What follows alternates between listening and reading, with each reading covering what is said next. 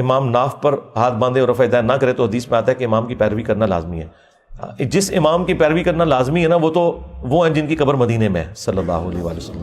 اور جو امام اس امام کے ساتھ غداری کر رہا ہے تو اس کی پیروی کا حکم تو کسی حدیث میں نہیں آیا. یہ تو میں نے تو کوئی ایسی حدیث نہیں پڑھی ہے کہ نبی اسلام نے یہ فرمایا ہو کہ جو امام مسجد میری سنت کا مذاق اڑا رہا ہے, میری سنت کو چھوڑ رہا ہے, تم نے اس کی پیروی کرنی ہے. یہ تو بالکل جہلانہ سوال ہے. ہاں, امام کی پیروی انتقال کے اندر کرنی ہے آپ نے, ایک رکن سے دوسرے رکن میں منتقل ہونے کے لیے. وہ بخاری مسلم میں حدیث ہے, جو امام سے پہلے رکوع سے سر اٹھا لیتا ہے اسے ڈر جانا چاہیے کہ اللہ تعالیٰ اس کے سر کو گدھے کے سر سے نہ بدل دے. امام سے آپ نے آگے نہیں چلنا, یعنی امام جب تک رکوع میں نہ جائے آپ نے رکوع میں نہیں جانا, جب تک امام قومے میں نہ جائے آپ نے قومے میں نہیں جانا, جب تک امام سجدے میں نہ جائے آپ نے سجدے میں نہیں جانا. باقی 100% وہ والی پیروی نہیں کہ وہ خلاف سنت نماز پڑھ رہا ہے تو آپ نے خلاف سنت پڑھنی ہے.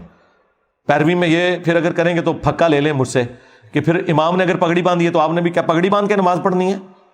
اگر امام جو ہے وہ شلوار قمیض میں نماز پڑھ رہا ہے تو آپ کہیں گے کہ اب میں, جس طرح ملیشیا کے اندر ہوتا ہے کہ انہوں نے عورتیں اسکرٹ میں مسجد میں آتی ہیں اور وہاں پورے حجاب رکھے ہوتے ہیں, وہ برقے والے, وہ پہن کے نماز پڑھتی ہیں اور پھر جاتے ہوئے پھر وہ وہیں پہ پھینک جاتی ہیں. جس طرح یہاں ٹوپیاں پڑی ہوئی ہیں نا, وہاں پورے برقے رکھے ہوئے انہوں نے. تو آپ یہ چاہتے ہیں یہ کریں, اس طرح نہیں ہوگا میرے بھائی. آپ نے سنت میں پیروی کرنی ہے, سیدھی سی بات ہے. بخاری مسلم کی حدیث ہے کہ امیر کی اطاعت معروف میں ہے, منکر میں نہیں ہے. تو یہ آپ نے خیال رکھنا ہے. اور دوسرا, اگر یہ مشورہ آپ کو کوئی حنفی امام دے رہا ہے تو انہیں کہو کہ تم لوگ جب حج اور عمرے کی ٹریننگ کراتے ہو اس میں اپنی پبلک کو یہ کیوں نہیں بتاتے کہ جب تم خانہ کعبہ شریف جاؤ گے اور مسجد نبوی میں وہاں پہ امام رفع الیدین کرتا ہے تو جتنے حنفی دیوبندی اور بریلوی بھائی ہیں وہاں امام کی پیروی کریں اور رفع الیدین شروع کر دیں.